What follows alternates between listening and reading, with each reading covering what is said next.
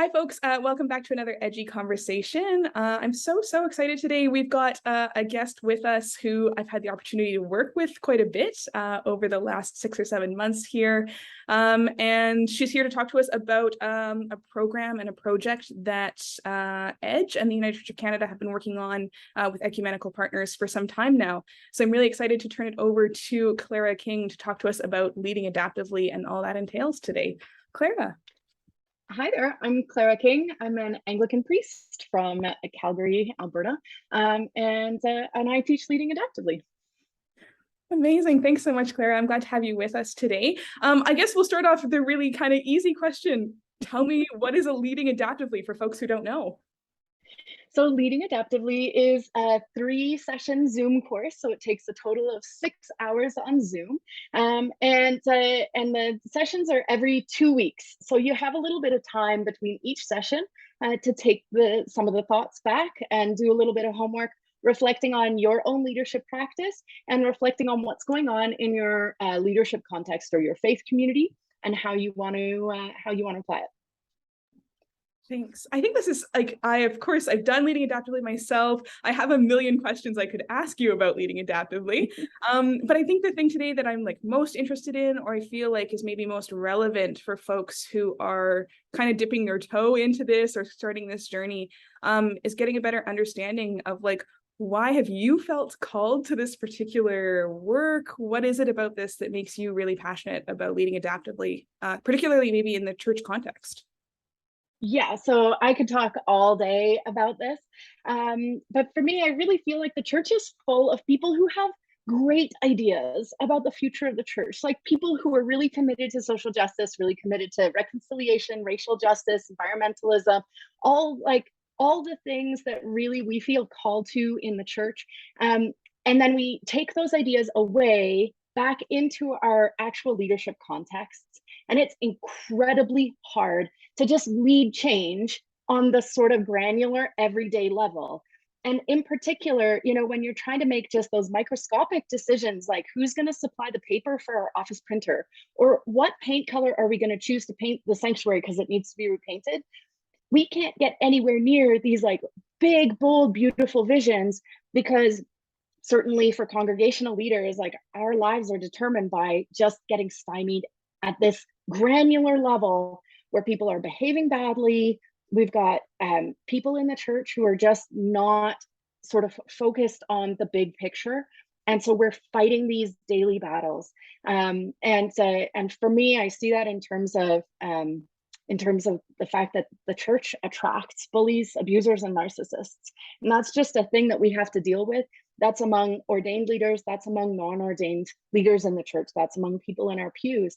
And so just a reality of leading these like big, beautiful changes that we're inspired to do, we are gonna find obstacles along the way. So what leading adaptively does is to use practices from the actual approach of adaptive leadership. And it looks at how can we actually address these obstacles at the grassroots, at the ground level, so that we can get free of bad ways of being, basically, as a community, and we can actually turn our attention meaningfully to the big issues. So that's why I'm passionate about it. I feel like it's unlocking the creativity of the church, the great leadership and capabilities that we actually already have, and we're just getting stymied by things. So that's why I'm passionate about teaching leading adaptively and helping people find resourcefulness that they actually have in themselves. People have leadership abilities rooted in places in their lives that they might not even think that that's where leadership can come from. So it's really exciting for me that I get to work with people and help them see how they have resourcefulness and talent and ability that they hadn't even seen before to go and do the bigger pieces of work that the church is called to. Amazing. I think something I heard for me, and you said it a couple of times to me in different conversations, but I think every time I hear it, it's so impactful, is this sense of like, we have these great, bold visions for like what our church could be, what our world could be like, but like until we can start to work out some of the smaller pieces around like how we relate to each other, how we're in conversation, we're kind of stuck almost, it seems like. Yeah, absolutely. So one of the examples that I give in leading adaptively is this example that people laugh about because it's so real. This fabulous, progressive, brilliant congregation with this brilliant, progressive, fabulous, genius leader. And the whole church melted down over what color they were going to paint their sanctuary. And they lost a pile of families over it. It interfered with the life of the church for more than a year. And it broke them so badly that they actually needed like a reconciliation process.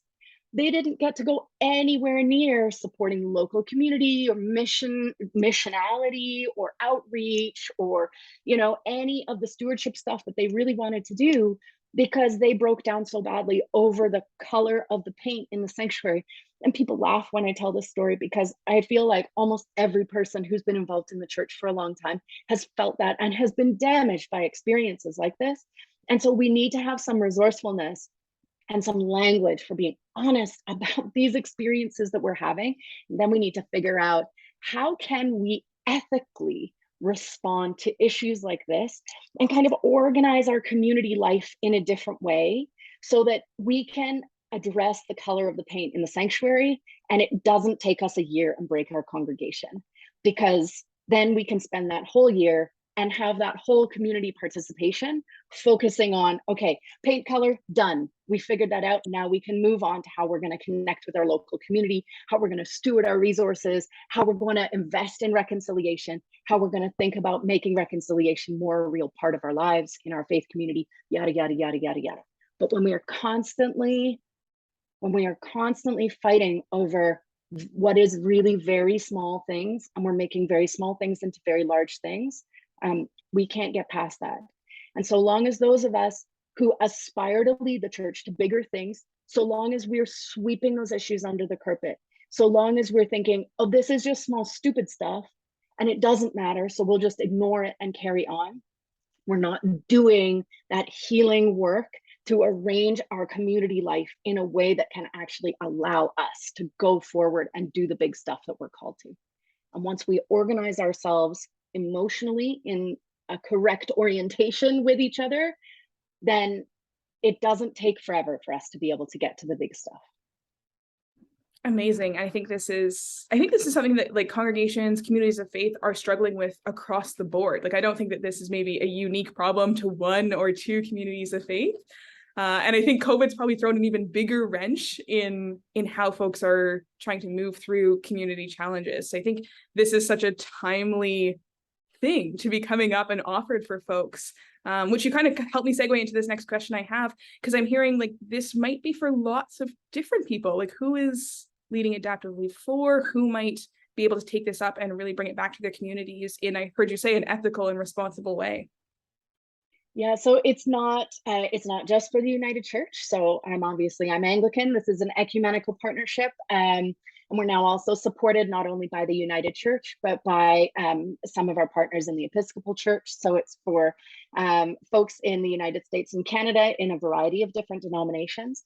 It's also not just for ordained leaders. If you are a lay leader in a congregation or in a faith community, or you're a volunteer, or you have led in other parts of your lives and you're trying to figure out how to lead change in your faith community, even if you don't have a formal position of leadership yet, everyone is welcome. And the idea is adaptive leadership is a leadership approach to changing the emotional system of the faith community. So you do not need to wait for, it's to change the emotional dynamics of any community or any organization. It's not specific to Christianity.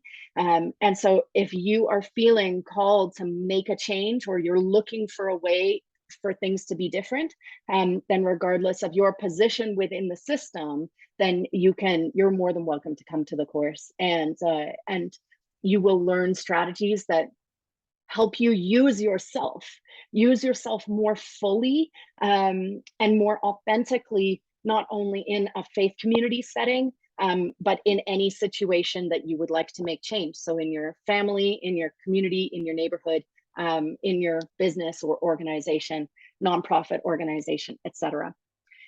So yeah, everyone is welcome. Amazing. And I know that this is sort of a project that we get to kind of work through and offer sort of for the next 3 years, really. So there's ongoing opportunity for engagement for folks if this is something they feel called to, or if they really are sitting in these challenges and not maybe sure where to turn next, or where they can find support from like-minded leaders or other folks doing similar work in the community. I guess this is my kind of my end offering to you. Is there anything else that we should know about leading adaptively, adaptive leadership, or what this might mean in general for communities, for churches moving forward? So a big part about the program is to allow people time to hear from each other. And so I bring the theory, I'm doing my PhD in adaptive leadership. So I bring the theory to the course, but the course is really about connecting with your personal experience, your personal capacities. And the best way to do that is to be sharing your experience and to hear the experience of other people. And so, so you do get the opportunity to feel like you're not alone. If you're facing these challenges, you're not alone. You're not doing it wrong if you're facing these challenges, and it's not your fault. And so we try to create a space where people feel encouraged, where people feel supported, and a sense of solidarity, and where we can talk about bad experiences that we share and the resourcefulness that we all have to make a difference and to change these situations.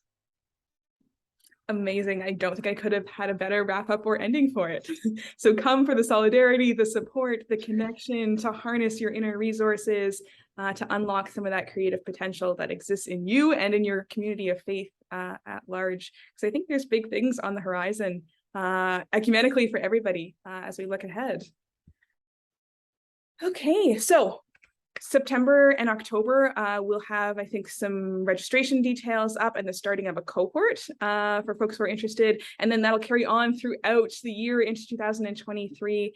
Clara, we're so excited to have you leading this for us. It's such a privilege to get to do that. Folks who are interested can reach out to EDGEy. You can go to our website, or you can email us directly. If you're interested in being registered for the cohort, we'll send you the details, and we can't wait to see you there. Clara, again, thanks so much for your time today, and we look forward to having you with us throughout the fall and cohorts. Thanks very much. It's great. I look forward to it.